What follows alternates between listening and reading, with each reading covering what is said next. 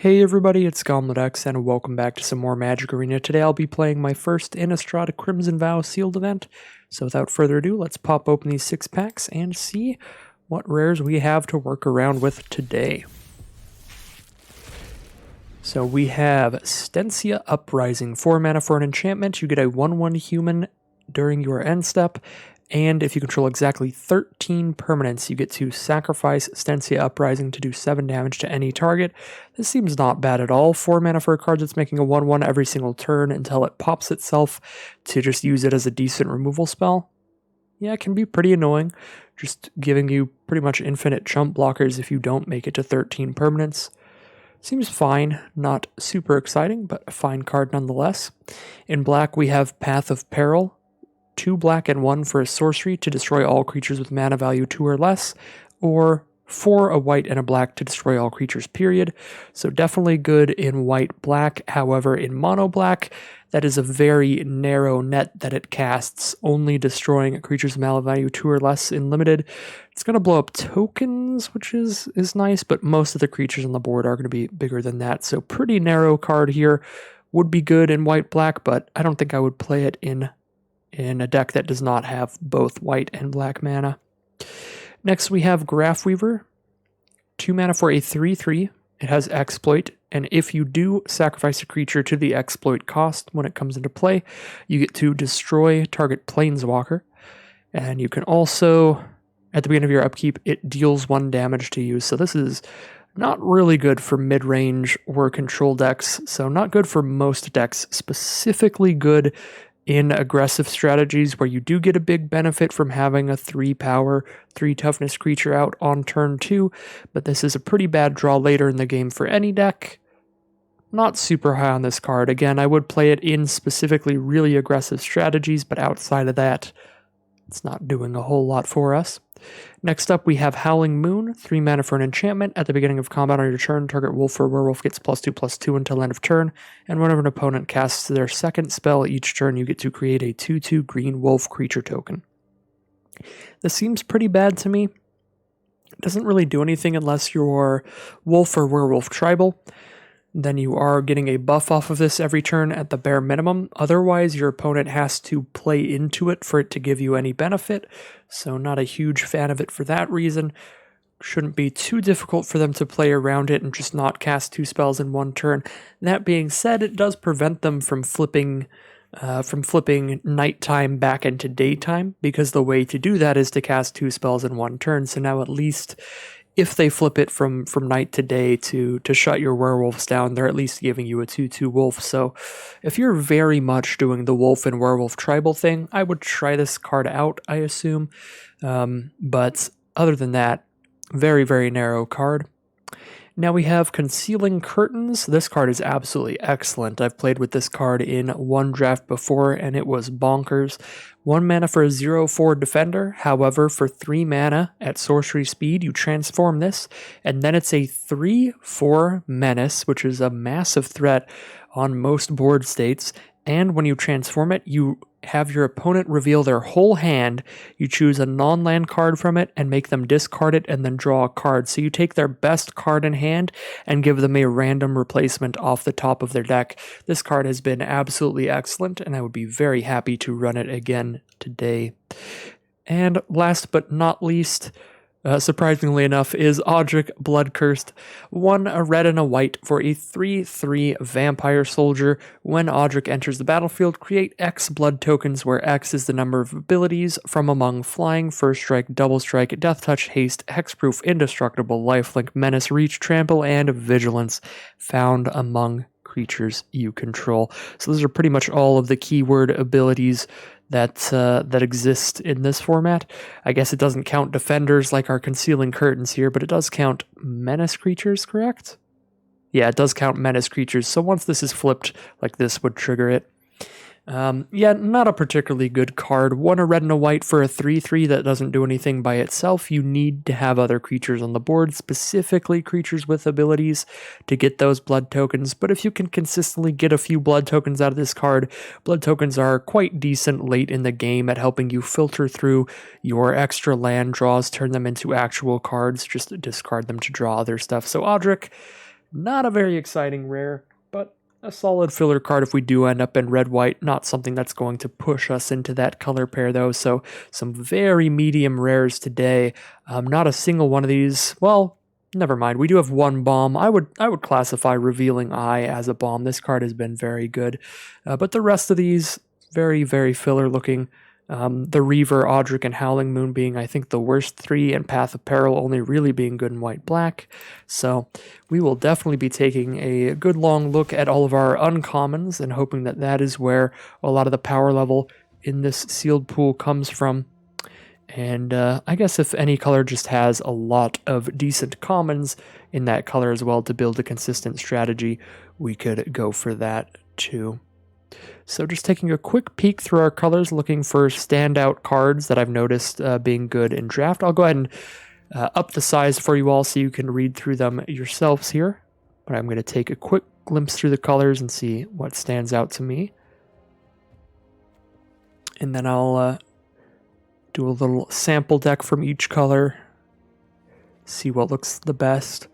Don't really think I'm going to sample out blue here. We have very few blue cards. If we put every blue card into a deck, we're running some mediocre stuff, and there's no really exciting reason to be in blue.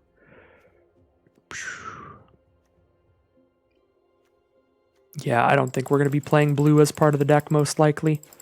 But just taking a quick peek at that there. But white looked pretty solid. Black, we obviously have the bomb rare. Butler has been pretty impressive.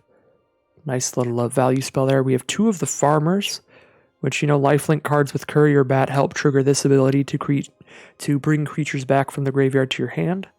So that's solid there. More life gain to go with the Courier Bat. Double Bleed Dry for good removal. Black's looking pretty good. Take a look at red here. Red has just bonkers removal. We have two Flame Blessed Bolt. These are shocks. 1 mana for an instant to do 2 damage to a creature planeswalker. They also exile to shut off any death triggers or anything that would bring creatures back from their graveyard. We also have 3 Abrade, another excellent common removal spell. 2 mana instant speed, 3 damage to a creature. If our opponent's playing a good artifact, we've got that flexibility too, being able to destroy it. I really like our cheap red removal here. We have Rending Flame as well. 3 mana for an instant, dealing 5 to a creature planeswalker. That kills most anything in this format outside of the big green worms and stuff. If that card that you're killing is a spirit, you're also damaging your opponent. So red is just a pile of excellent removal, even Lacerate Flesh being more than main deckable. A 5 mana sorcery to deal 4 damage to a creature. If you are dealing excess damage to that creature, you are getting blood tokens equal to the overkill. So yeah, red looks awesome. There's also some creatures here that I've been a fan of. I've just liked the menace creatures in this format. Fearful Villager, pretty filler, but it's very nice when it does flip to nighttime and you have a 4/3 menace on the board, so we'd certainly play that if we end up in red. Falconwrath Celebrants has played out pretty excellently for me. This is just a great 5-drop game ender. 5 mana for a 4/4 menace, so it's difficult to block and pretty high power, pretty high impact on the board.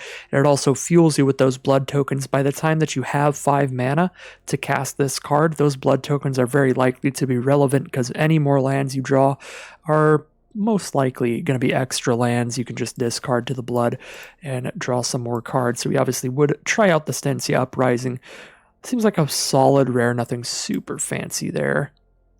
Bloody Betrayal, this is a temporary mind control effect. We gain our opponent's creature for a turn, so if we have things to sacrifice their creatures, then this would be fine. If we go like red-black, we might have enough exploit to run that.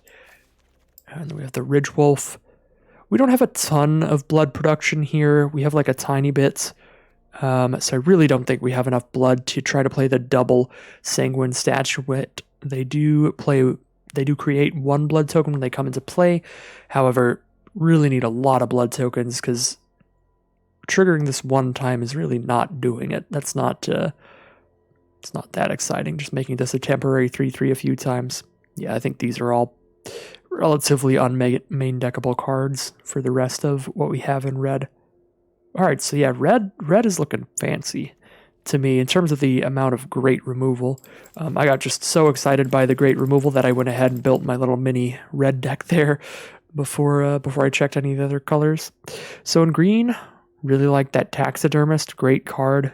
Mana ramp in the early game and late game it becomes a 4/4. Some good 2-drop creatures. The Toxic Scorpion, solid. Sharpshooter seems fine. Some good mid-range werewolves. What is this? 4 mana for 4/3.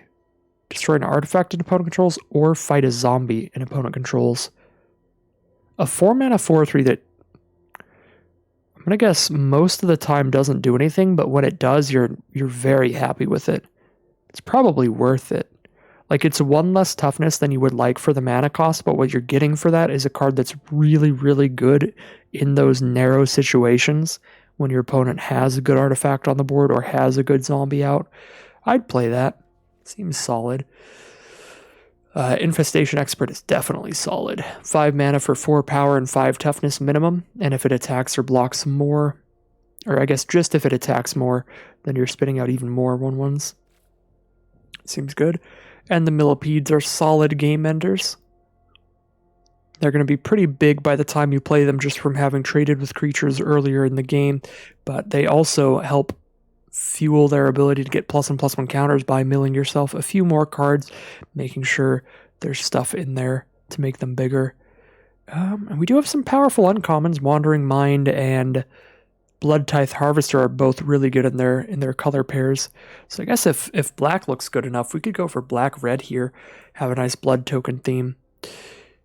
As for the colorless cards, we have Wedding Invitation. This is fine filler for any deck because you are getting the card out of it when you cast it. Just 2 mana. Draw a card, immediately replaces itself that way. It's not too much of a cost to run this, and then all of a sudden you can just give one of your creatures unblockable in the late game, maybe finish out the game with that. So if you need a random filler card at the end, you can slap this in your deck without too much of a cost. Not terrible, but not something I'm excited to throw in. Blood Servitor, kind of similar, although I think probably a little bit worse because a blood token isn't a straight up card draw. You do have to discard and draw, which is definitely worse. And then Boarded Window is good for very, very specific decks. If you're a slower deck and you're just trying to survive your opponent's early onslaught so you can make it to your expensive spells, then this is good. Or if you're a more controlling deck where you don't have a lot of creatures, this is also good. I played this once in a blue-red spells deck that had a very low creature count that was just trying to survive until I could assemble some ridiculous combos, and it was quite good there. But I do not think that this is the kind of card you want to slap into every deck. So Boarded Window looks pretty cool, though. It's great flavor, and it reminds me of Resident Evil 2, so I still, I like looking at the card, at least. So I'm going to take a good look at black here, because we have probably the most powerful rare in the sealed pool in black, and we have a great black-red uncommon as well that I would like to be able to play, and I think red at the common level is the most consistent color that we have.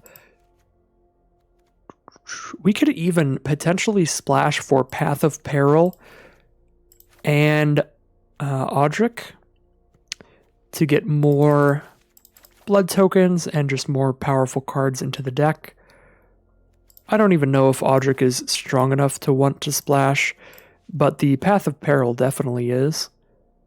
And the fact that there's a backup plan if we don't hit white mana, it could still potentially do something.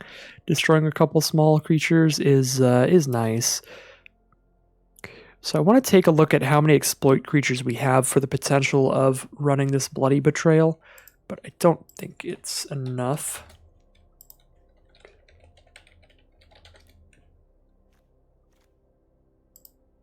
I don't know how to search for what's in the text. Oh, it should show there. Name of card, type, Oracle rules, text. Okay, so O. We have 3 exploit cards.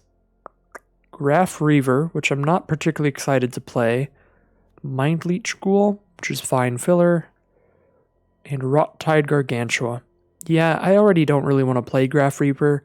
I think with only 3 cards in the deck that can sacrifice our opponent's creatures, we're not going to want to play the Act of Treason, Bloody Betrayal. So yeah, and I probably want to cut Graph Reaver, but I'm not going to do it yet. Alright, so throw Blood Tithe Harvester into here. Maybe throw in the... Oh, we actually don't have any mana fixing. Yeah, maybe not worth the white splash for Odric, because we don't have a single Evolving Wilds. We don't have a single colorless card that taps for a mana of any color. There is a common and an uncommon that do that in this format. We just don't have access to either.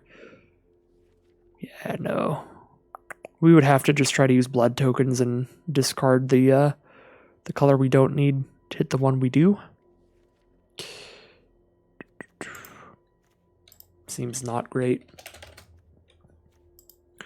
So I think without access to white mana, I do end up just cutting Path of Peril.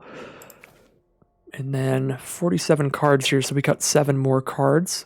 I do like Edgar's Awakening with blood tokens, because then if you discard this to a blood token, you can just pay 1 black mana, bring a creature from your grave to your hand, get a lot of value that way, draw the card off the blood, draw the card off the Awakening. Sure, you don't get the creature back onto the board, but by the time that you're discarding this to the blood token, because you usually don't use blood tokens till late game, you should probably have the mana to just pick up one of your 2 or 3 mana creatures and cast it anyway. So I kind of like that potential combo there. Really like all of our non-creature stuff. Maybe Undying Malice would be one of the first cuts. Even Grisly Ritual potentially, just for being a lot of mana, but I do like the blood token production from it. We have so much removal, it's not even funny. This is already 17 creatures, and then it's just a mountain of removal alongside all of the creatures. So, mountain of removal, kind of looking to get less aggressive. That being said, we have an aggressive curve. Like, we have this Revealing Eye that's a very aggressive bomb rare. On turn 3, we'll be attacking with a 3/4 Menace, and we can also dig through their hand, get rid of one of their removal spells. We also have 2 3-power creatures on turn 2 if we leave Graph Reaver in and go for the aggressive build. We have Graph Reaver and Blood Scythe Harvester both being 3-power creatures on turn 2. Hungry Ridgewolf is occasionally a 3-power creature for only 2 mana. That's only when we have our Fearful Villager out, so it's kind of a rarity, but still a 2 mana 2/2, and with an aggressive curve, we'd like to leave it in. Gladness Geist is a nice card for blood, and it does combo well with the Courier Bat. But the other 3 drops are just more aggressive, and now I'm trying to potentially go for an aggressive curve here, because we have aggressive removal spells. Like, all of these removal spells can work really well to clear the board super quickly. If we just dump creatures out and then use this small amount of mana to keep the board empty, we could have a really good time that way. We could even have our curve just stop at 4 mana. Just stop at the Bleed Dries as the final removal spell, get rid of these more expensive ones like Grisly Ritual and Lacerate Flesh, and then we still have 3, 4, 5, 6, 7, 8 removal spells in the deck. That feels like more than enough. I think we just get really aggressive with it, maybe even cut Geist because it's a 1/4 and just not a high power creature. High power creatures is what we would want. Innocent Traveler seems fine. This is like a 4 mana 3/3 flyer, because they're most likely not going to want to sacrifice a creature to this. Although I suppose if they're in a position where it's better to, then this is a 4 mana 1/3. The fact that it gives your opponent the option is kind of weird to me. I feel like if this were just 4 mana for the back half of this card, it would already just be a fair rate at uncommon. So it feels weird that it gives your opponent like an out to potentially stop it from flipping. So we need to cut 3 more cards. This just might not be a Stensia Uprising deck. This feels like a pretty slow rare. Like, sure, it is going to put in work, but it does it kind of slowly. Sit there chump blocking. I guess we have to do the math on it, really. By the time we're at turn 4, how many permanents do we have? We have 4 lands, the Stensia Uprising. We have a minimum of 5 permanents. It creates the 6th one. In the end step, just a 1/1. Yeah, so like turn 5, we play our 5th land, then we have 7 permanents. And then an 8th from the 1/1 there. So we'd have to have 5 other creatures out for this to pop on turn 5. Turn 6, we'd have to have 4 other cards out. Well, I guess turn 6, if we have 6 lands, this, and 2 1/1s, then we'd only need 3 other cards out, potentially. I don't know, this feels slow. This feels slow for what we're potentially doing in red-black. But it is a lot of damage and it is spitting out some stuff. So I'm not convinced either way on that one. I think we could even cut a land here. Probably. Go 16 lands. And then cut one more card. Maybe the Daybreak Combatants. I mean, let's just get damage in immediately. I do like the Desperate Farmers with the Courier Bat. But we don't have a lot of great ways to flip the farmers immediately. We're kind of just hoping our creatures trade off, which I guess is going to happen a lot if we're just going for the aggressive curve that we are. So Desperate Farmer still seems fine in here. Certainly at its best in blue-black, where you have ways to give it flying or unblockability. I've gotten absolutely demolished by one of these that just got the aura to give it +1/+1 flying onto it. Yeah, I think I will cut one farmer here, and then this would be the black-red aggro deck that we could go with here with just how cheap our red removal is. Seems pretty nice. And alongside just cheap, aggressive black creatures like the Concealing Curtains, Revealing Eye, the Graph Reaver, Blood Tithe Harvester. This looks pretty solid to me. So just the Rakdos aggro, a certain possibility. So I'm just going to complete that so that that deck is saved, and then I'm going to take a look. Potentially white looking to be one of our other powerful colors. Some very solid commons and uncommons in there. So I'm going to take a peek at white and see what color we want to pair white with here. And then if this deck looks better than the black-red deck, we'll keep this one. And if it doesn't, we'll roll with the black-red.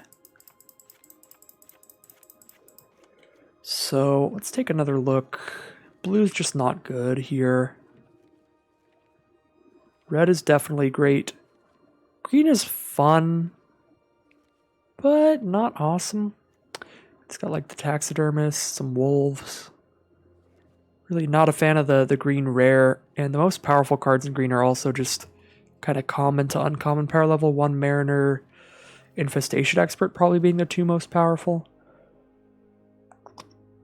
So if we want to play white in another color, the only gold card that we have access to is Odric, and that's probably just not worth forcing ourselves to go red-white. We might just end up going red-white anyway, because that might be the best color that pairs with our white. If our white is like some good aggressive creatures and stuff. Which, I mean, it's looking to be. We have 2 Traveling Ministers. These cards have been pretty nice. Just a good ability on these for that 1-mana creature. Making sure they are always getting in for their damage throughout the game. And the one thing to think about with these is they're not actually threatening just 1 more damage per turn. They're helping you in positions where, say, you have a 2/2 on the board and your opponent has a 3/3. If you don't have a Traveling Minister out, you're getting 0 damage in that turn. And if you do have a Traveling Minister out, you're getting 3 damage in that turn. So it actually stacks up into more than just like 1 additional damage per turn, because they help your smaller creatures like 2/2s attack into your opposing 3/3s and stuff. So the Minister definitely better than it looks, does a little more than it seems like it would. Everything else here is pretty self-explanatory. These cards are all decent on the front half, and the fact that they give you extra value out of the graveyard is pretty nice. Removal is always good and limited, so we'll slime in Sigarda's Imprisonment. We have a lot of life gain, so we can actually get some good benefits off the first half of Heron of Hope, but even the second half makes it just single-handedly a good card, giving lifelink whenever we want it. Beguiler's a little weird. Very, very slow, very defensive card. Don't know if I'll want it in here, but we could try it out. Alright, and some decent cheap removal here. Fierce Retribution and Piercing Light, but both are pretty defensive removal spells, only available during combat. Fierce Retribution only castable when we're getting attacked. So if we go like white-red, I think we're probably cutting these two and just leaving in Imprisonment and the good red removal, because the red removal's just better. It's not the most aggressive curve of creatures in white. A lot of 3-mana creatures. We've got a solid 2-mana creature here that we have some life gain ways to potentially flip it, make it a 2-mana 3/5, which would be ridiculous. And then we also have those Traveling Ministers are good for aggressive strategies, so I do like that. I'm going to take a look at black-white first before I look at white-red, I think, because we could do some black-white life gain synergies with Courier Bat. This is just consistently a flying Gravedigger, basically 3 mana for a 2/2 flyer, bring a creature back from our grave. So that's just going to be really good in this deck, in this color pair. And then we do get to play the Path of Peril.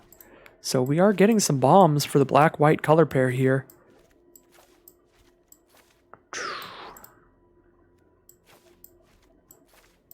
We can play the slower removal like Grisly Ritual. So we get to cut a lot of cards here to cut down to a 23 card deck with 17 lands. We get to cut 9 cards out of this. Oops, I accidentally put these on the wrong mana cost. Tons of 3 mana creatures here. How many non-creatures? 9? I think we can cut a little bit of non-creatures. I think even in like black-white we have enough removal to cut Fierce Retribution or Piercing Light here over the other ones. Yeah, over Imprisonment and Double Bleed Dry. Sure. And Grisly Ritual as well, probably even being better. Cut the Undying Malice too. We don't have too much to combo with that. 2, 3, 4, 5, 6 non-creature cards. So now we're cutting 6 creatures. That leads to 17 creatures, 6 non-creatures. Seems pretty balanced. That's your average mid-range limited deck. Definitely cutting some 3 mana stuff. Whatever 3 drops I think are the least consistent.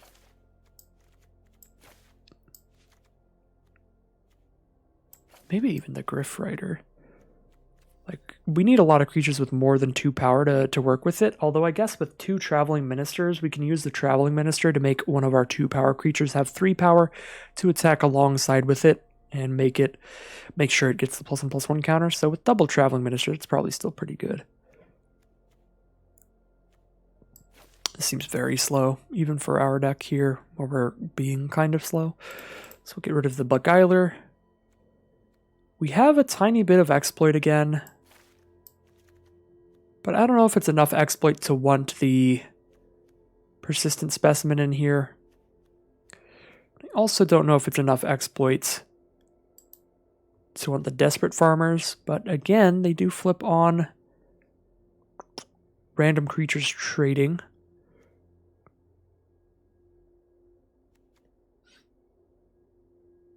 But we still, in this color pair, don't have any way to give it flying or anything. How many blood tokens do we have if we end up cutting that other blood card here? Is it 0? Might be 0. I guess we get 1 blood token from Sigarda's Imprisonment, potentially, if we spend the 5 mana to exile Enchanted Creature. But that is literally it, so I'm not super high on Edgar's Awakening then. Because we're rarely getting the discard to blood token value off of it, so it's basically 5 mana to get a 5 mana or less creature from our graveyard to play. Yeah, so we're playing 5 mana for, at most, the equivalent of what 5 mana would just get us anyway, a Quartermaster or a Gargantua. This does give us the option between everything in our graveyard, so being able to choose, you know, our Courier Bat or Heron of Hope, if there's like those 2 in the graveyard, makes it so it's not, you know, as weak as just the Heron of Hope at that time that we draw it, but I don't know, it seems not great in this deck. I think I'll cut it here. Now, Gluttonous Geist would give us 1 more way to trigger the Courier Bat, 1 more life gain card, but I think we have enough. We have 2 Traveling Ministers. We're always gaining life when one of those is on the board. Panicked Bystander, gaining life when everything dies. Double Kindly Ancestor being lifelink, and throwing lifelink onto something else. Heron of Hope doing the same, just being a lifelinker. Yeah, I'll cut the Geist. I really don't like that the Militia Rallier cannot attack alone. That is a very big downside. So I think I'll cut that too. I still want to try out the Specimen, even without a lot of ways to sacrifice it. I'm just always a fan of reassembling skeleton stuff. They're good against the dorky green decks that might have like a big, one of those big millipede things that mills you and then it's a 7/7 out of nowhere, stuff like that. I could see some arguments against it, like maybe I shouldn't be playing it in here, but it's just my friend. Just an adorable card with some funny flavor text. Cut 1 Desperate Farmer. I guess I'll leave 1 in here and try it out. Yeah, no, I guess at this point we could just cut the Specimen for the final cut. Although this deck's less aggressive, we could also just cut the Graph Reaver. But we have a lot of life gain, so we're not that worried about the 1 damage to us. But it still stacks up, even with life gain. We still have an aggressive curve, even if we don't have as aggressive removal spells. So I could still see Graph Reaver putting in its work here. Yeah, no, I'm going to get rid of the Specimen.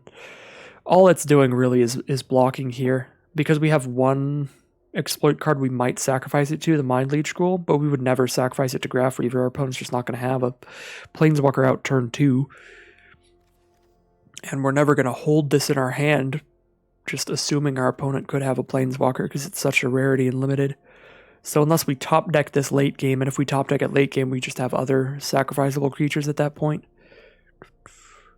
Yeah, so really just Gargantua and Ghoul being the 2 cards we actually sacrifice something to on occasion.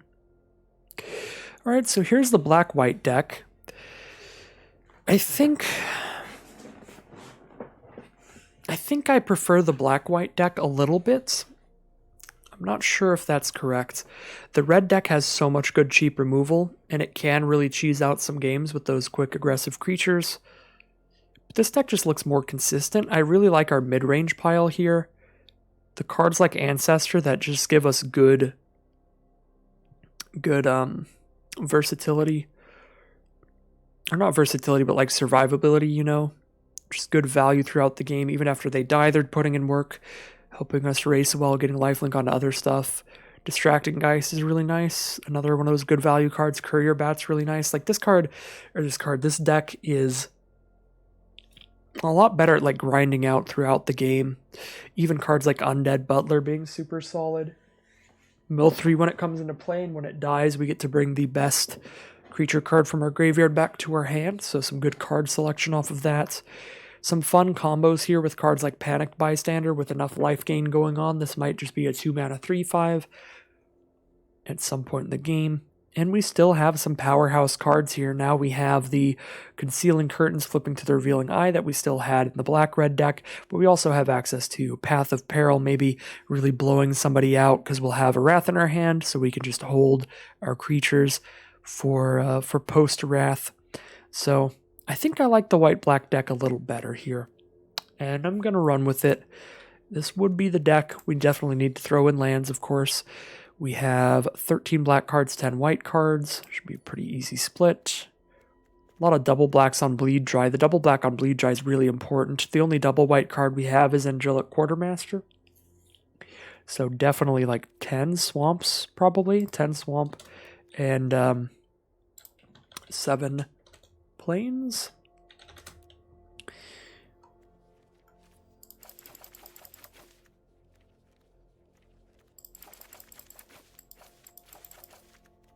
I could see going 9-8, but Bleed Dry is like the most important double cost card in our deck. We also have Rot-Tide Gargantua costing double black, Innocent Traveler costing double black. Path of Peril doesn't really count because we'll never cast the front half. We're always going to cleave this card. But yeah, we have one single double white card in the deck. And we have plenty of cheap black creatures, so even if we're stuck on the white mana for a moment in the early game, we'll be fine. Most often. I think I like 10-7 split for this deck.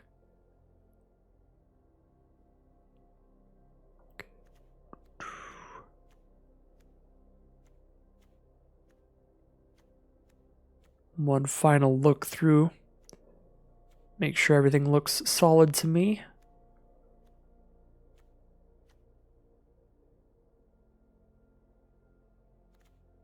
Alright, well, here we go.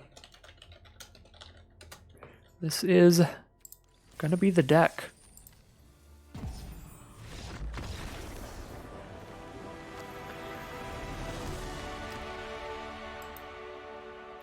So round 1 will be a victory due to some connection issues from our opponent, I assume. It could also have just been AFK there, so moving on, see how things are going to go in our first real game here. Alright, here we are in round 2. This doesn't look particularly keepable to me. I do have a 2-mana 3/3 on turn 2, which is cool. We do really need that white source. I'm going to take a mulligan. This looks a lot better.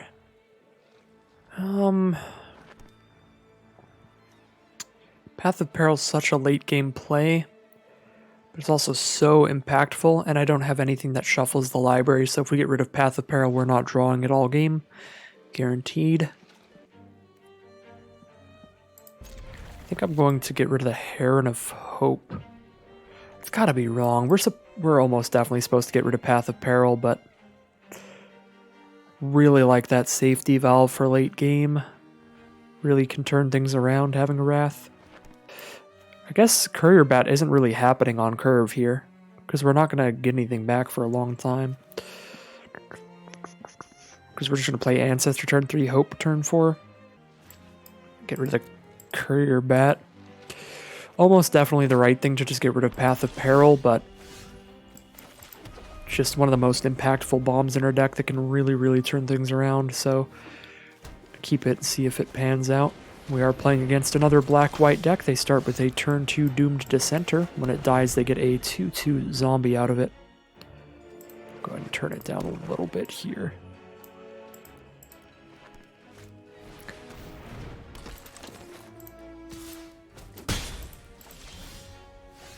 Alright.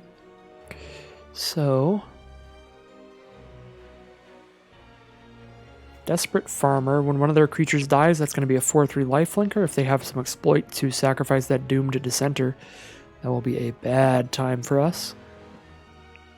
I think our best line is just to play 2/3 lifelinker here. Block the 2/2 well. If they send in the 1/1 Doomed Dissenter, we just won't block because we don't want to flip that farmer.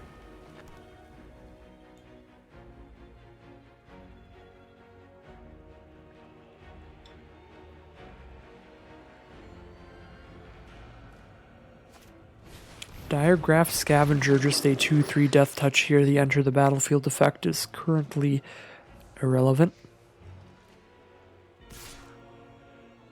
Send in the Doomed Dissenter. Definitely not going to kill that. Do have our own Diregraph Scavenger. Theirs does attack well against our current board state, although if we trade with it, we'll flip their farmer. So I don't love playing our own Scavenger either. Maybe just casting Heron of Hope seems fine. Take 3 a turn, but then we start gaining 3 a turn in the sky anyway. When we gain life, we gain that much +1, so this is 3 lifelink.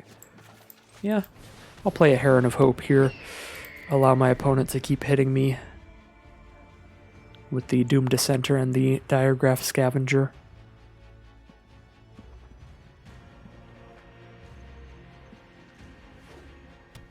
Five mana now, and 3 cards in their hand.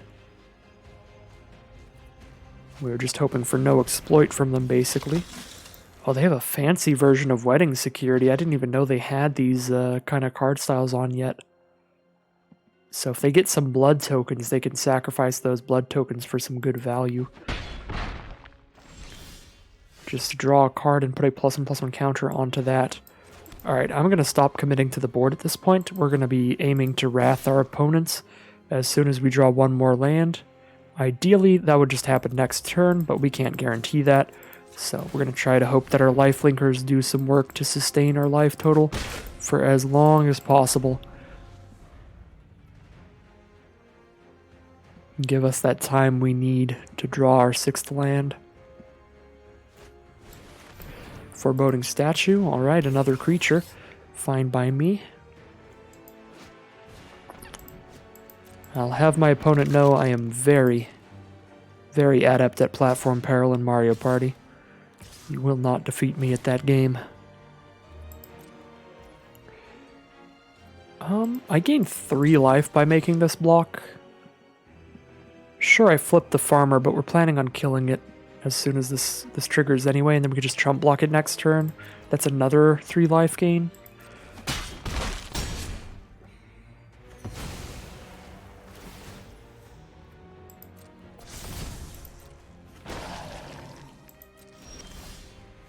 Beautiful.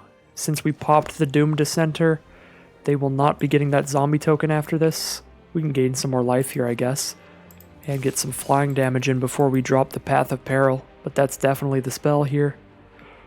They've got one card in hand and a Persistent Specimen in their graveyard after this Wrath.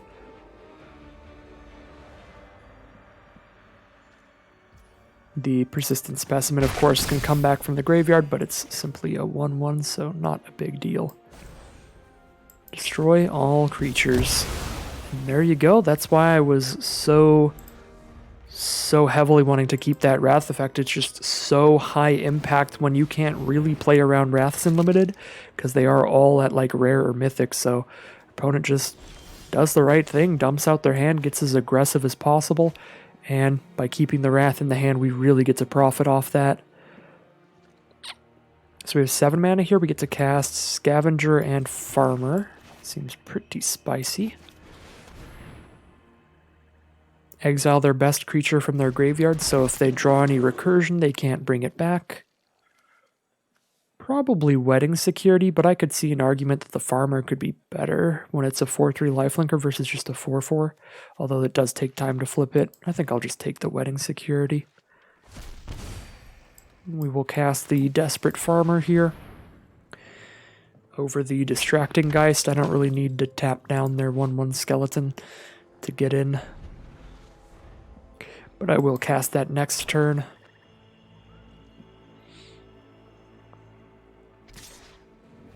Oh, they're just coming on in. All right. Bring it. Grisly Ritual. Well, I'm definitely not going to destroy that Persistent Specimen there. So let's just send in, I suppose. See what happens here. Not going to slap the Ancestor's Embrace onto Scavenger when our opponent just chose to attack with the 1/1 and pass turn. It's a very suspicious play from our opponent. That could very well mean some kind of removal here, and I don't want to get the Embrace shot down when I could use it later when I really need the life gain.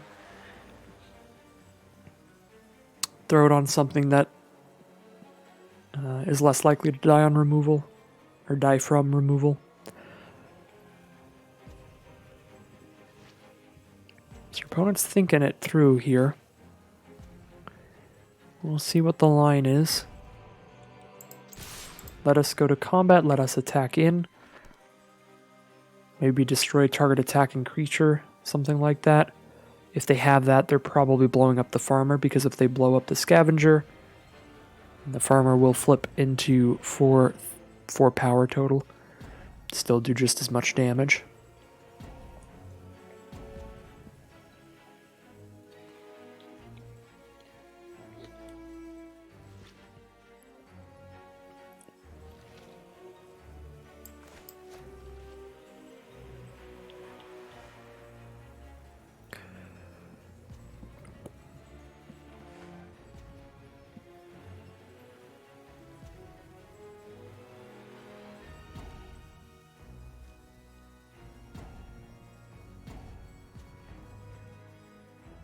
I believe we're just getting roped at this point.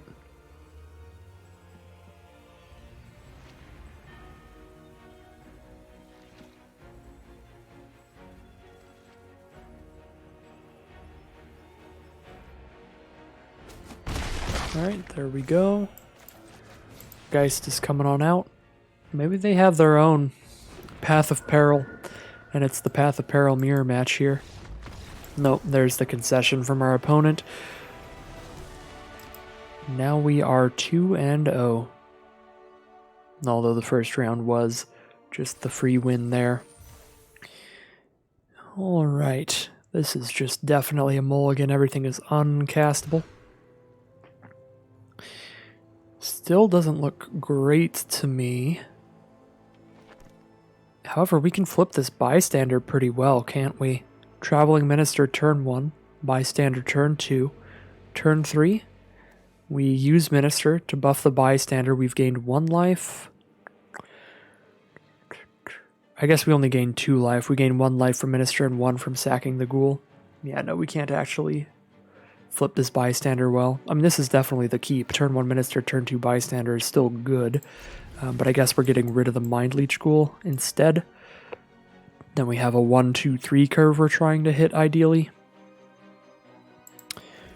guess technically a 1, 2, 3, 4, but that'd be asking a bit much to draw perfectly up to there. Well, so far so good though.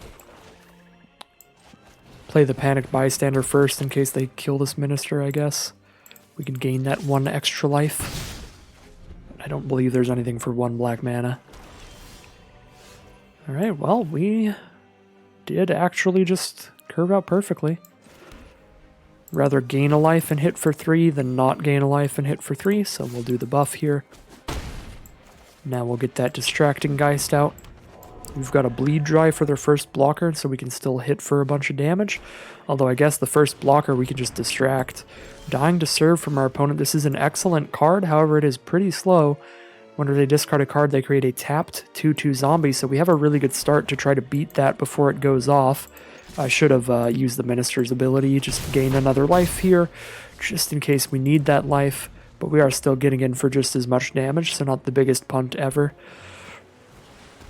Blood Vial Purveyor. Whenever we cast a spell, we get a blood token, so we'll just kill that and get a blood, I guess. Nice. Sure, I could just keep attacking with Distracting Geist and tap it down, but that's like a scary enough card that I would like to kill it there. So we're really unlikely to need to Wrath the board here, so I'm just going to cash in the blood to potentially hit another creature. And there we go. Undead Butler it is.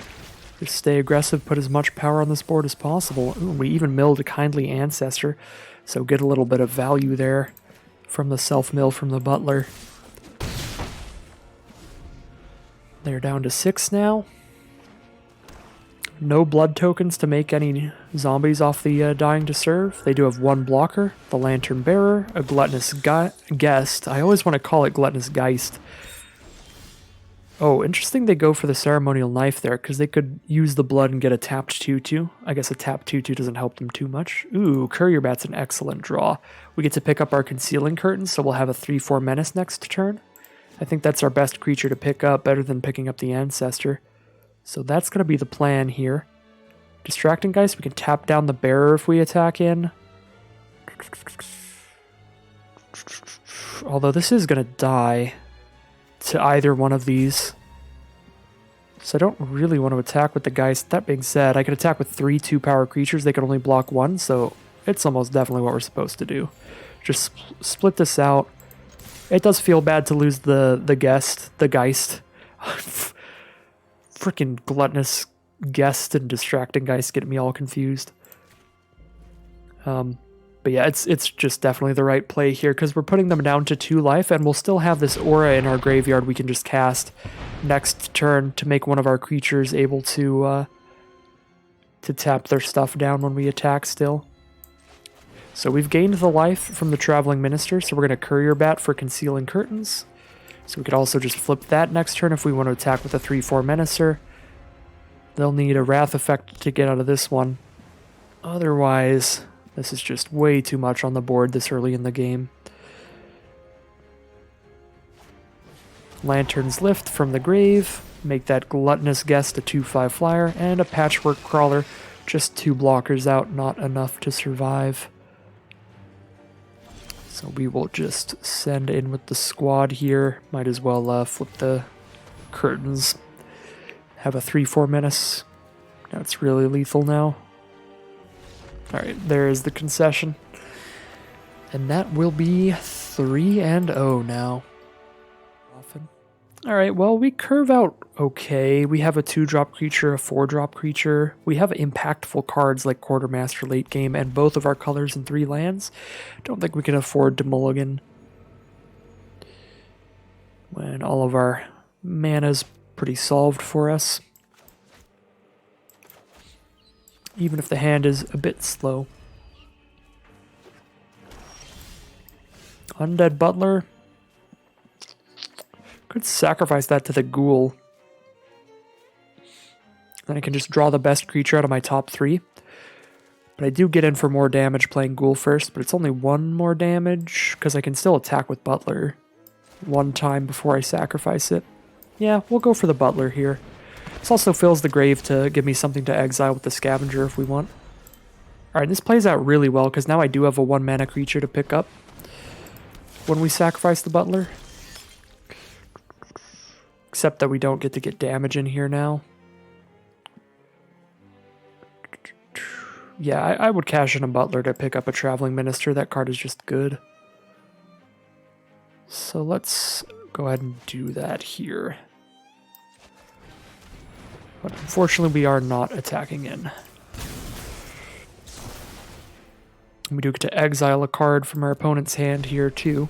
It's a card of their choice, but still. Whittle down their cards here. Just get rid of one land, it looks like.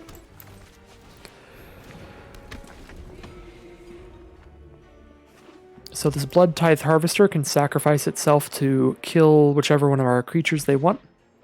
It would do -2/-2. Looks like they're just going to go for the trade on board. Could be like a combat trick for them.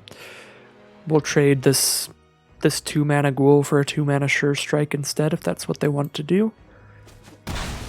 Oh, they'll just have the 2-mana creatures on board trade with each other. Very, very fair trade, pretty balanced.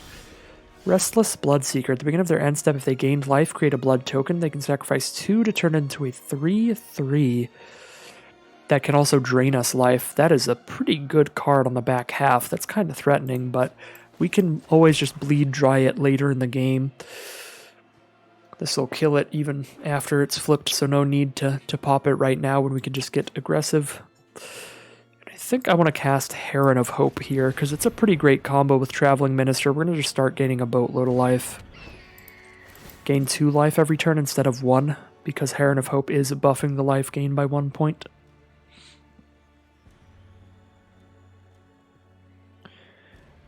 So I don't think they could have anything for 1 white mana. They're probably just have that blood token they might want to pop. I'd assume they won't, because if they get 2 of them, this will become a decent threat. So they likely want to try to bank them for now. This is a scam. They might have some instant speed way to get a blood token here. And we have so much life gain, we can just take the 1, even if they're just trying to trick us there. I guess they get the trick. So we do hit the 5th land, so Angelic Quartermaster it is. Our opponent has cast a Voltaic Visionary. It's a 3/1.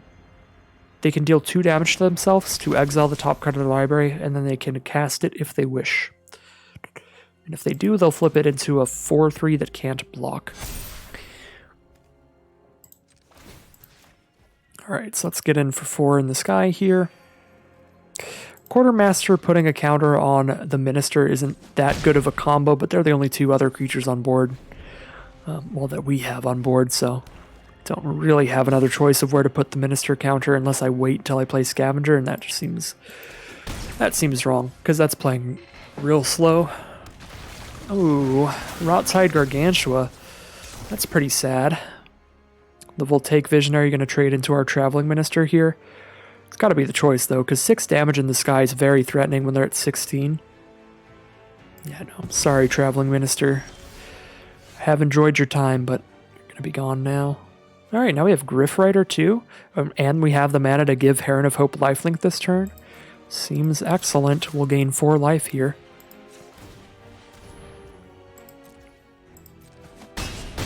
Put them down to 10 and get another flyer. And this flyer will be a 3-power flyer. When it attacks with a creature with greater power, it'll get a +1/+1 counter. Things are looking really nice here. Down to 18 after taking 6 because we've gained so much life off of Heron of Hope. Kindly Ancestor from our opponent. We probably want to exile that because I think the only way they're getting out of this is gaining some life. Otherwise, they're just taking too much damage. We're dealing 9 in the sky this turn, and then we're definitely finishing them off next turn. Actually, we can just finish them off with Scavenger if they don't gain life immediately. Let's see. I don't think they will. Yeah.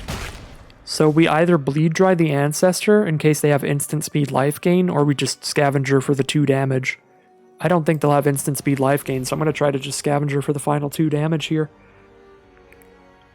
Worst case scenario, they gain life at instant speed, and then we can still block the Gargantua with this 2/3 Death Toucher, and just beat them next turn with our flyers. Even if they do go up to like a reasonably high amount, even if they're at like 8 life or something. Yeah, they concede. They do not have instant speed life gain there. And that will be 4-0 now for Platform Peril. Alright, so here we are in round 5 with a slow hand. Not worthy of a mulligan though. We have great stuff at 3 mana at least. But it is going to take a while to get off the ground running.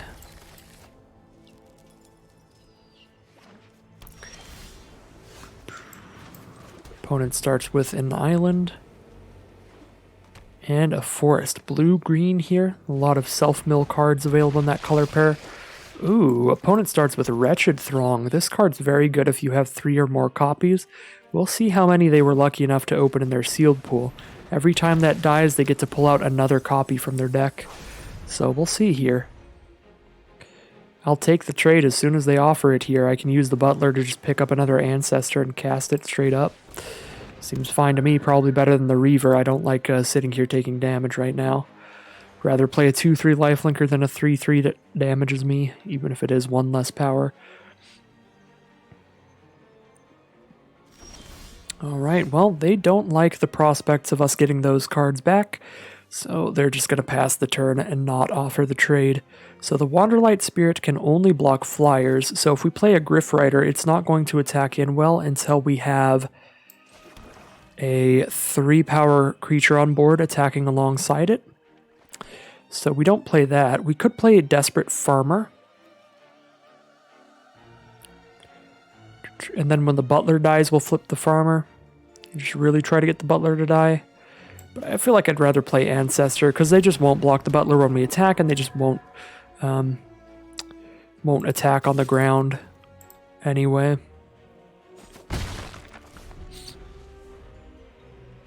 So we're not likely to trigger the Farmer right now. Alright, so we take that Wanderlight Spirit damage in the sky and a Rural Recruit, a 1-1 training with a 3-1 boar. So this is going to learn from the boar and become bigger, which is kind of funny. Training with the boar there. So 4 mana now.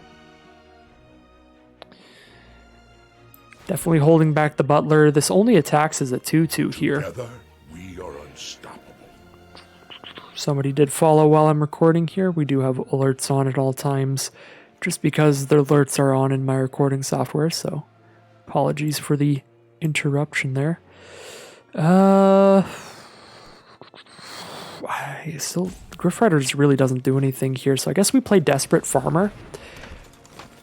And now it is really hard for them to make a good attack, because things are just really cluttered up, and we have a lot of good triggers happening if they attack on the ground. Even though they could start training and getting in with some decently sized ground creatures, it's just not going to benefit them to send in.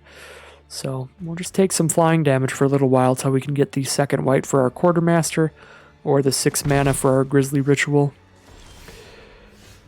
Alright, well, it looks like we have the 6 mana for our Ritual next turn. I guess we're just casting a Griff Rider for now.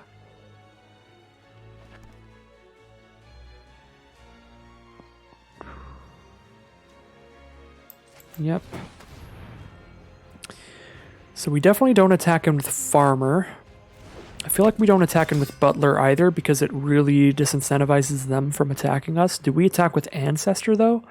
So at least we gain a couple life here. Because they're not going to block or they'll flip Farmer. I guess they could trade there. But it's a trade pretty far in our favor, because we kill a decent creature from them, and ours we can use its ability, and we'll flip the Farmer too. So I think like we attack if we just want to put them to 17 and go up to 18.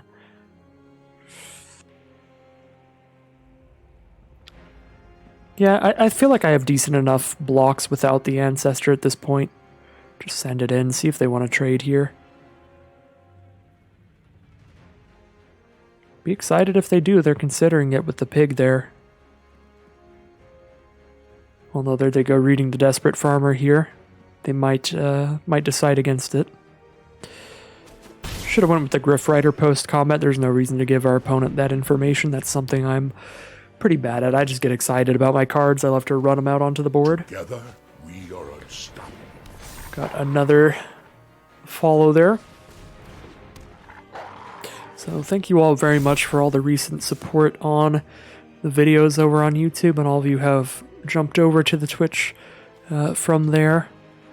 I do appreciate it, but it is weird because I'm never expecting to get followers when I'm not live on Twitch, but sometimes it just happens because the link in the description. Alright, so we have Bleed Dry and Grizzly Ritual now, so we have 2 removal spells. They actually attacked with the Spirit still, so I guess Griff Rider gets to attack at least, which is cool. Whenever they cast a spell with mana value 4 or greater, put a +1/+1 counter on it. It'll get really big eventually, but for now it's not that scary. Wanderlight Spirit's more important for now, and Bleed Dry at instant speed can exile anything we hit, like -13, more than enough to kill anything. So I think... Well, I guess Pack Song Pup does get bigger every combat as long as they have a wolf. So we might want to kill the pup more than we want to kill the pack leader. Although, if we kill the pack leader, the pup won't get bigger anymore. Yeah, we might want to kill one of those two instead of the spirit.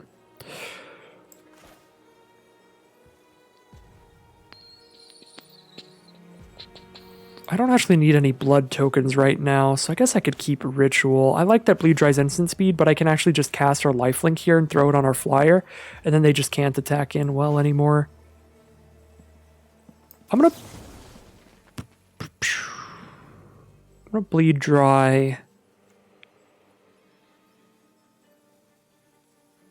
I guess it's gonna be the pup, because I feel like that's more likely to get bigger throughout the game than the pack leader is. They are in green. Cradle of Safety? Well, that's annoying, but we can just kill it next turn, I guess. Do the Ancestor's Embrace, send that in. Cradle of Safety has been a really good card in this format so far. I've had some good experiences with it as well. Yeah, we'll blow it up this turn. Whenever we get the next white mana for Quartermaster, we can buff the Griff Rider to be really big. Oh, this is an excellent, excellent turn for us. Just guaranteed. Right? Like, sure, we'll take a good chunk of damage, but now we're whittling down their board quite a bit. Butler's just going to bring the Graph Reaver right back. I guess Graph Reaver's not that good. Actually, no. Butler just brings back Kindly Ancestor if it dies here. So we can let Kindly Ancestor die to kill that pack leader. Because Butler can bring it back, because they'll die at the same time. And I'd rather bring that back than bring the Graph Reaver back. Oh yeah, I'm going to go for that for sure. 5, 6, 7, 8, 9, 10. Take 10, sure, I'm gaining 2 life, and then I'll have a 4/3 lifelinker and a 2/1 lifelinker. Attack with both. With training, we're gaining 1 billion. Yeah, this seems great. I am happy to see the all attack from our opponent. Just going to crack back with a massive amount of life gain.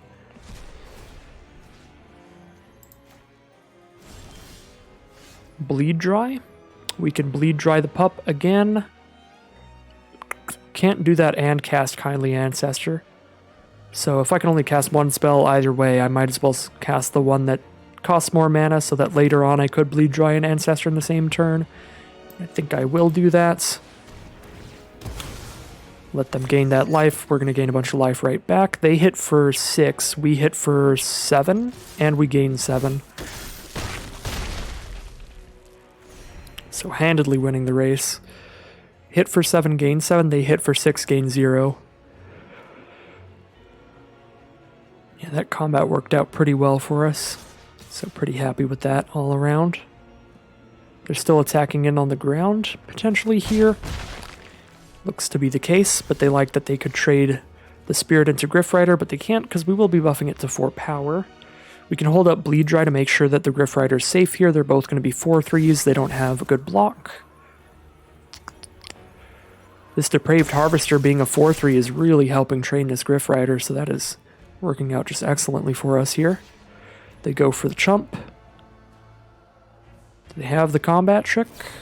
They have drawn the combat trick, Witch's Web. I'm just going to say no to that. We'll keep 8 lifelinking power on this board to keep attacking with. And I don't see how they could get out of this one at this point. Oh my, and we just have a bunch of life gains. This is actually just a 2 mana 3/5 immediately. 2 mana 3/5, whenever one of our creatures dies, we gain a life. We can also give it Death Touch if we want. Seems sick. Winged Portent from our opponent. Spend a bunch of mana, draw 2 cards because they had 2 creatures. One was land, don't know what the other was. They can double block here, but that's fine. Attack all is still great. Actually could have used the blood token there and discarded one of these cards, trying to draw another white source for the Angelic Quartermaster. Because if we get to cast Quartermaster this turn, we would have lethal. So I probably should have went ahead and cracked the blood token there, searching for a plains. Even though it would require discarding one of these creatures. That being said, at this point, even just playing any of these creatures, like, we're really likely to find lethal next turn, since we can't find it immediately this turn by casting Quartermaster. Now I'm just not going to crack the blood. Alright, so there's the concession from our opponent. Again, definitely some minor misplays there with the blood. Probably should have just went all out, try to get that lethal Quartermaster onto the board. But that will be 5-0 now for this excellent white-black life gain deck. Alright, round 6 now. Great aggressive curve, turn 2 Graph Reaver, just get slamming in with 2 lifelinkers to follow it up, so the downside of the Reaver is not that big in this match. Our opponent does start with a good blocker. A 1/1 there that has an ability from their graveyard. Spend 3 mana and slap it onto something to give it +1/+1 flying. Well, I do have a Fleeting Spirit to trade into the Reaver, but I can also just play a lifelinker here that, if they take the trade, flips into a 4/3, so they're unlikely to do so. And then we even have the Ghoul to exploit something and flip the Farmer if we really want to. Just do that at a later time. Alright, Kindly Ancestor from our opponent. Lifelink does really change the race a lot, so I'm probably just going to go ahead and bleed dry on the Kindly Ancestor so they don't have a lifelinker on their board, plus they don't get to throw that lifelink onto something else from the grave. This might be wrong here, but I feel like it changes the race so much, them having a lifelinker here. I guess we could Mind Leech Ghoul here, just like mess around with their hand. This is a 3/3, this is a 4/3. We attack and they don't block well. We do gain 4 there, go to 17, but then they are still cracking back with a life gainer, so I don't love it. I'm just going to bleed dry. Again, I could see how this is wrong, but I really like just completely getting life gain off of their board permanently. They can't even slap it onto something from the graveyard because it's exiled. Alright, taking 4 down to 11. What do they have turn 4? No creature, but could be removal from our opponent. 5 mana, we can just Quartermaster, throw a counter on these 2. If they have a counter spell, that works poorly for us. Also, if they have like 1 targeted removal spell, they just hit the Quartermaster that way. I could go Ancestor Mind Leech Ghoul instead. I'm a little more of a fan of that. I think we do that. I'm going to play Ancestor first, see if I draw a counter spell from them. Alright, Ghoul. Right, well, see if this all triggers. Make them exile a card from their hand, and now we're slamming in with a 4/3 lifelink. Potentially. They have to exile a real card from their hand. It looks like, what was it? Perish Blade Trainee, so they're holding 4 mana up. They're definitely dealing with our 4/3 here. Yep, destroy an attacking creature, sure. So we hit for 3, they're down to 9. Sad day for the desperate farmer, or should I say the depraved harvester. So 9 life to 10 life, but we're taking a damage every turn. They do have another Perish Blade Trainee. Great with a 3/1 like they have there. Alright, well, we just slammed down a Quartermaster here. Yep, attack with a 3/4 lifelinker. They'd have to double block to kill it. There's the counterspell. That is irritating. That is very unfortunate. So they just had a counterspell the whole time. Had it up each turn. Now is where Graph Reaver really starts punishing us. I guess we just attack with Ancestor, and if it trades off, we get to slap Lifelink onto the Graph Reaver, which just completely nullifies its negative effect. And then if they don't block here, then we can just trade our Graph Reaver into the Fleeting Spirit. I guess they have 2 cards in their graveyard, so they couldn't give it first strike yet. They need to exile 3 cards from their grave to do so.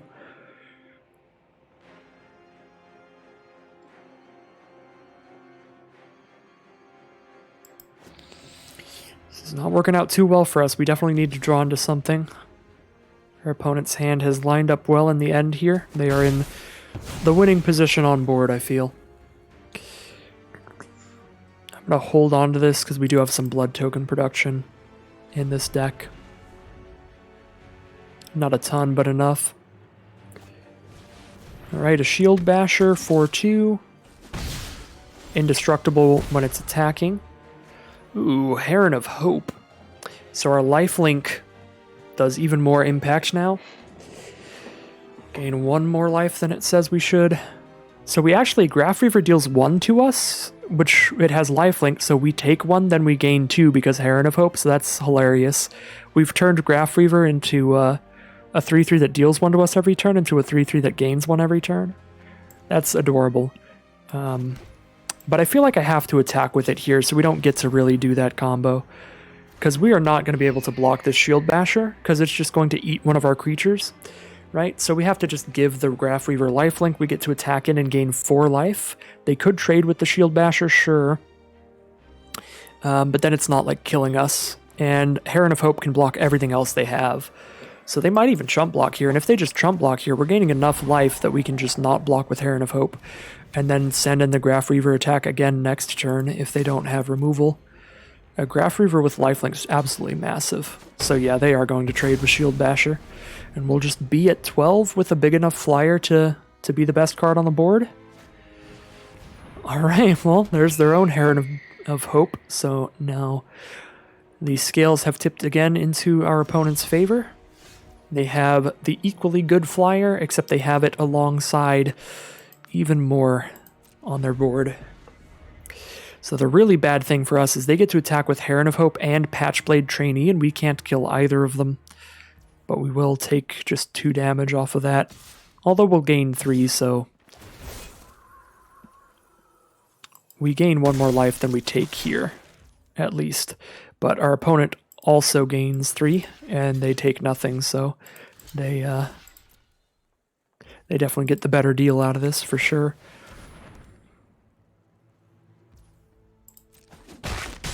Alright, no lifelink for our opponent. I suppose they need the white mana for something else. They are a little stuck on mana. They're not really stuck on mana, but they just have 4. We have 7 here. They just have less of it. Not necessarily stuck on it. They just might not have anything that costs more than 4 in hand. Alright, Undead Butler, a great blocker on the ground because we just get our best creature back from our graveyard to our hand. Not that we have any particularly good creatures. Oh wait, yeah we do. We have Angelic Quartermaster. Alright, so yeah, that shuts off all of the blockers on the ground. So, I think they just don't attack on the ground anymore. I could attack with Heron of Hope and I deal 2 damage to them that way, but then they just crack back and gain 3. Like, we both keep hitting each other and gaining 3 every turn. So it doesn't actually really help in the grand scheme of things. I think I'd rather just save it. Dawnheart Geist. When they cast an enchantment, they gain 2 life. Seems fine. See, our opponent just cannot attack on the ground anymore, so now they're going to start sending the Lantern Bearer in because they can use its aura to give +1/+1 flying to another one of their creatures, so they can throw that on the Trainee or the Slayer or any of that stuff so that it can get past our Butler. So, no blocks. And we can't really attack with the Butler either because, again, with Heron of Hope, they can just gain life. And I guess they can also just block with the 1/3, so it's not like they have to kill Butler or take 1 damage.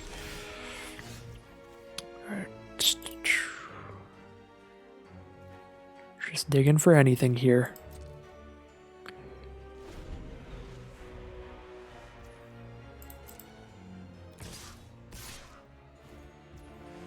So now they might have a combat trick, but can't really afford not to do our blocks here.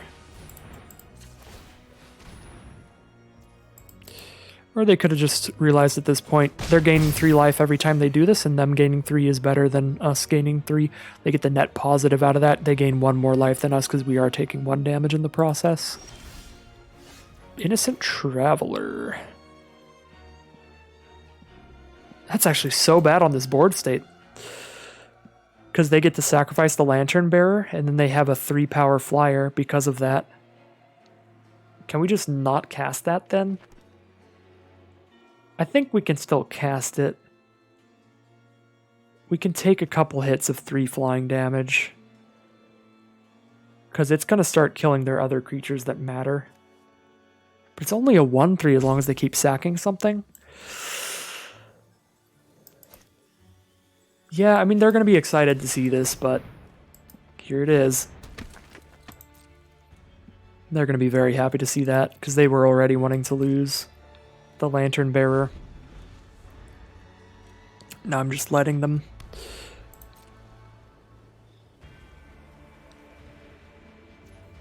Okay, I was going to say this is the easiest block ever if they attack with it this turn, because then I kill it and something else. Or they just let it flip. But they're definitely at least killing that. Kindly Ancestor. Pretty fine here. It's good with our Heron on the board.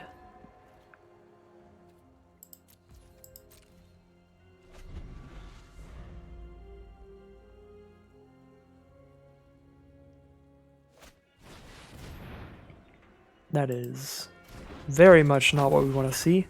Drolf is a bomb rare. They can sacrifice a creature to make an XX flyer, where X is that creature's toughness. They don't get to do anything with it immediately, but they're going to get a 3/3 flyer, then another 3/3 flyer, then another 3/3 flyer. Over these next 3 turns, we basically need removal for that immediately, or we lose on the spot. Pretty much.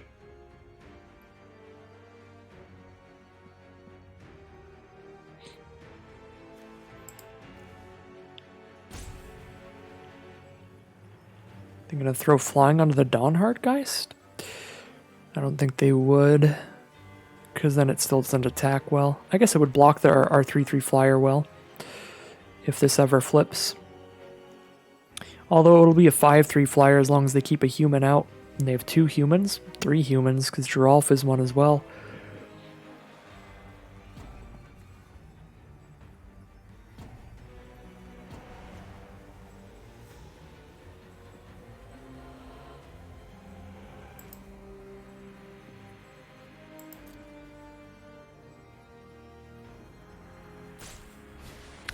Lantern's Lift on the 2/4, okay, just want a really good blocker, I suppose. Yeah, that doesn't crack into the Herons, that feels solid to me.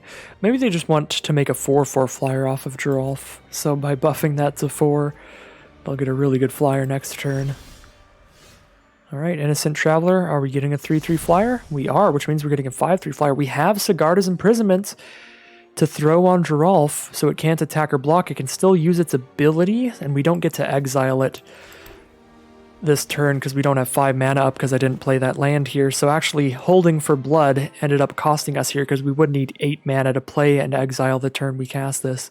So Geralf gets to make 1 4/4 flyer here. I guess we get to attack with Malicious Invader, and it kills Dawnheartgeist, and then Geralf can only make a 3/3 flyer, but even a 3/3 flyer is big enough to outclass our Heron of Hope.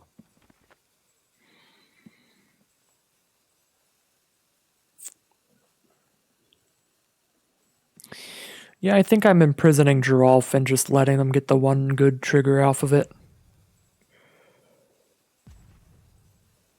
And I should do it right now so that I have more mana to play around with next turn. To do that and use the blood token. Plant our foot in the sand, make it very clear what my intentions are. But again, they do get 1 good activation, unfortunately, out of Geralf. Wanderlight Spirit. Another 2/3, so another flyer that just bounces off, which is perfect. Okay. Alright. Say goodbye, Geralf. Get your one good flyer. Sack the 2/3 and make a 3/3 flyer here. Yep, 2/3 on the ground to make a 3/3 flyer and put a +1/+1 counter wherever they so please.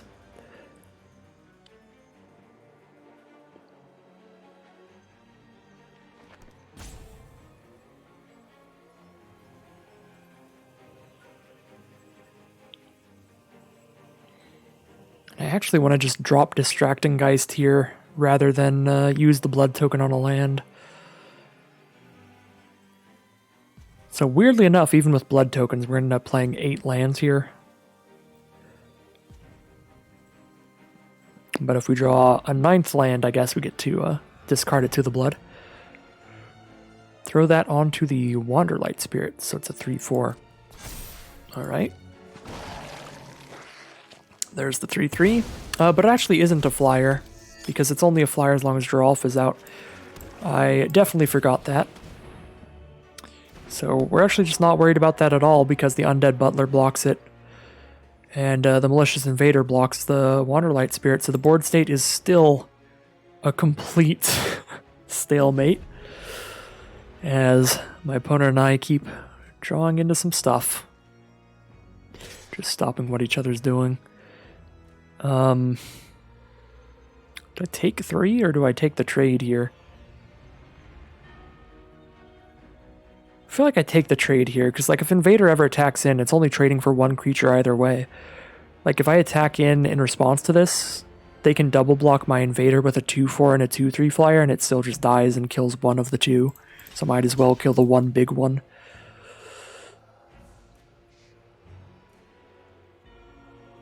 Unless, of course, they have a combat trick, then we just kill a combat trick here instead. Alright, no combat trick. Just a land. We have Courier Bat. We definitely need to attack with a Lifelinker then, and we might as well attack with Kindly Ancestor, because we're fine with that dying. It'll come back and throw its good ability onto something else. I guess they just block with a 3/3 if we send it in, but yeah, if we send in the Heron of Hope, then they're going to double block it, and we have a very bad time there. But yeah, Courier Bat's ability is so huge here, we definitely attack with Kindly Ancestor. However they block, we're happy. Even if they just kill the Kindly Ancestor, we're still going to play Courier Bat, bring back our Angelic Quartermaster, and get things rolling here in the sky. Exactly enough mana to cast both here, which is massive. Give me that Quartermaster.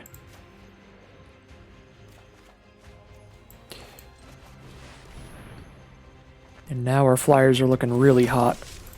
A 3/4 and a 3/3 there. Sorry, a 3/4 and 2 3/3s, the Quartermaster itself being another flyer.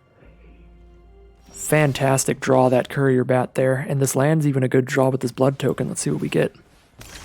I should have used black, not white, because we have 2 white abilities we want to use, Kindly Ancestor and Heron of Hope. That was not the best use of our mana for the blood, but it probably won't matter. Well, I guess we draw a double black card and then it kind of looks nice. Alright, so Kindly Ancestor, give lifelink to one of these 3/3s.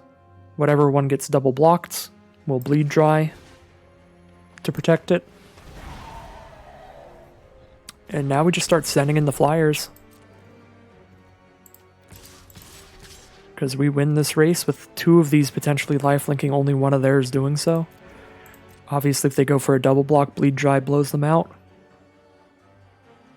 Actually drawing out of this one here? Maybe?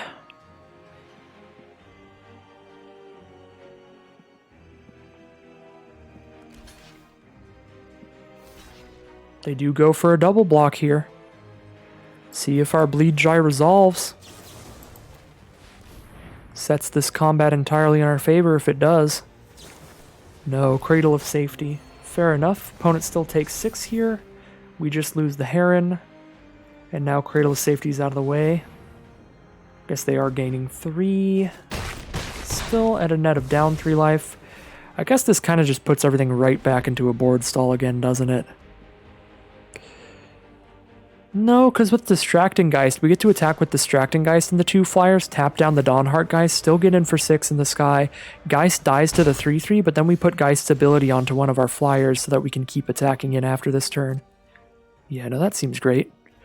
Throwing Geist's ability onto a flyer, so we can just keep tapping down theirs.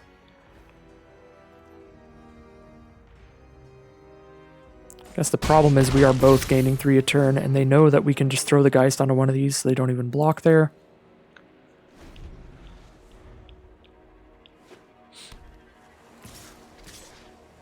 Alright. We take 5 and they gain 3. Rot's Tide, Gargantua, sacrifice Undead Butler.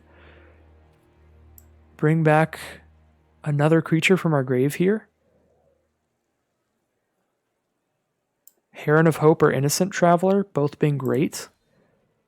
We have the mana to even cast whatever we get back immediately, and we're forcing them to sacrifice a card when we do this. That is so good. Yeah, Rot-Tide Gargantua sack Butler here, I think. Fantastic combo. Finally finding the way to crack it. And they just scoop them up. They are so over it here.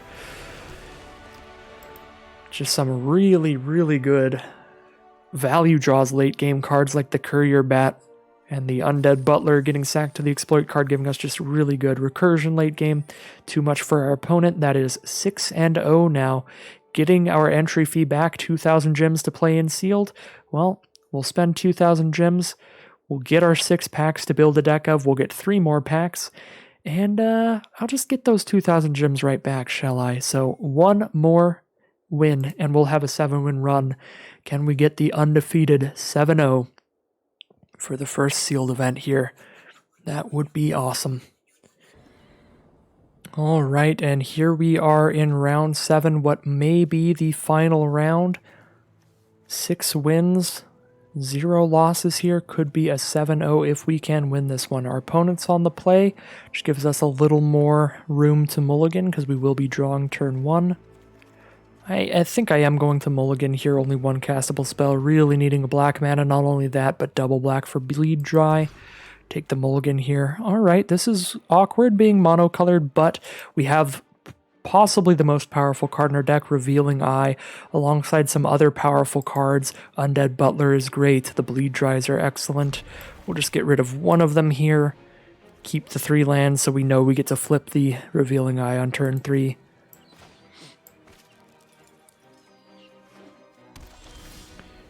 Alright, Concealing Curtains out onto the board. What is that? What is that? I wonder what's behind there. Red and white from our opponent. Luckily the Concealing Curtains has 4 toughness, so unlikely to just get shot by some burn spell. Our Undead Butler might, though. See if our Butler mills a creature. We're certainly hopeful it will. We are running 18 creatures. Alright, excellent. We mill 3 creatures, so we have some options in our graveyard when that Butler dies of what we want to bring back. Probably bringing back Courier Bat. That card has been excellent for us every time we've cast it. Alright, see what they do here. Alright, no attacks makes sense because Butler would just go off. If we flip the curtains, it will be a 3/4 menace, which is big enough to kill both of these if they double block. That seems like a mighty fine trade to me. I'm just going to flip the curtains, check out what's going on in their hand, offer the 2-for-1 trade if they want to take it. So what do you have in hand, Boros opponent?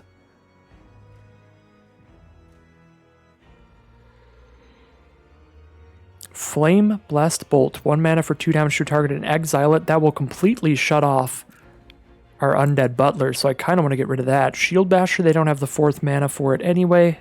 Even when they do, not that scary, and we do have Bleed Dry. Distracting Geist, scary when they're on the aggressive, but hopefully we can press in enough. And Panicked Bystander, probably the most medium card here. Only good with a lot of other life gain, otherwise just a 2/2. Gains a marginal amount of life. Yeah, I think I'm just taking the bolt here. I just don't want our Butler to die without getting value. I am greedy in that way. Come on in, Revealing Eye. In Magic, sometimes greed is good. Get on in there. Do your thing. I would expect them not to double block here, because if they double block, we're killing 2 of their creatures, and then if Undead Butler ever dies, we get to bring back the Revealing Eye, make them discard another card of our choice. They do replace it with something off the top every time, but we still get to get rid of their best card each time. So there's a Shield Basher. They can double block with the Spirit and the Shield Basher if they want, not if they send in with the Spirit. They don't have enough cards to give that Spirit first strike, so I'll just cash this in here and draw a card off of it. Probably Courier Bat, I would say. Yeah, and we're just getting in with Menace here. Yeah, probably Courier Bat. We'll have to play Kindly Ancestor before we play the Bat.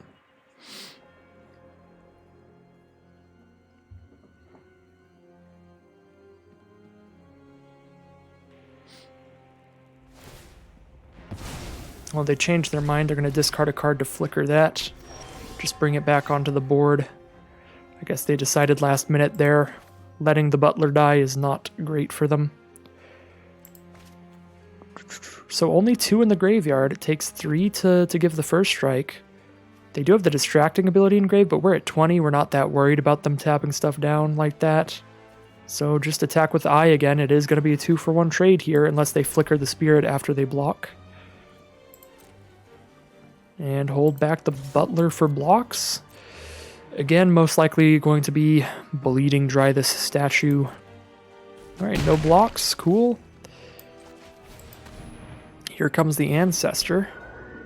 So the Courier Bat will be active if we bring it back with Undead Butler. Make sure we're gaining life. Turn 5 Gargantua's looking excellent here. Sacrifice our Undead Butler to get something back from our grave and make our opponent sacrifice a creature. Falconwrath Celebrants here is the turn 5 play. Very nice. A 4/4 menace that creates 2 blood tokens when it comes into play. Big fan of that card overall. Alright, so they're going to give that one indestructible. I guess I just... Feels like they know I have Gargantua here, unfortunately, because now I actually kind of want to keep the Butler to sacrifice to the Gargantua, but we could also just sack the Ancestor, I guess. If need be.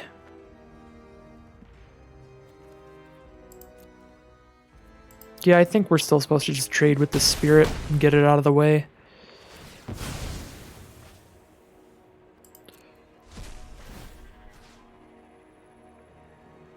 Costs 5 mana to cast the Gargantua, so we can't cast any of these the turn that we play the Gargantua anyway, so just do the one that's best later, which is Courier Bat. Mind Leech Ghoul is the draw. Make them exile the last card in their hand. Only if we sacrifice the Ghoul here. So 2 mana play the Ghoul, they don't get to play Bystander anymore. Does not seem bad to me. That being said, I kind of want to bleed dry the Celebrants just so I can get in with the Lifelinker. But Gargantua probably our best play. Just drop a big old 5/4 down here. 5/4 trades into their 5/5 and we get to save bleed dry for later. If we need it.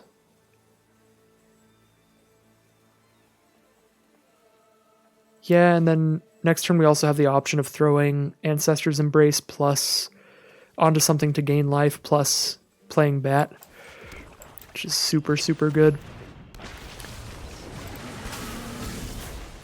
Alright, let's see what they sacrifice here. All of these are big. They're all at least 4 power. The statue is going to be a 5/5 next time they tap it. Alright, so we get rid of the statue. Nice. Nice, nice, nice. I guess we take 8 here, because I don't want to lose the 5/4 without killing something on blocks. But then I guess we give the 5/4 lifelink. Tap out for the Clever Distraction, so we can't block even if we want to. Fair enough. Down to 8, but with Kindly Ancestor on the Gargantua, we go right back up to 13, taking just 8 on the board. but we're dealing 8 to them, putting them to 3. I'm pretty sure we're very much winning this race, thanks to the life gain from that kindly ancestor. Card is just playing out ridiculously, and now get the full courier bat value here. Get a creature back. This one's just going to be a 2-mana 3/5 because we've got a 5/4 lifelink on the board, so we attack with that, gain 5. At the beginning of our end step, this is just immediately a 3/5. Things are looking really good here. I don't even think they can afford to attack. They're at 3 life. Anything gets in and it's over.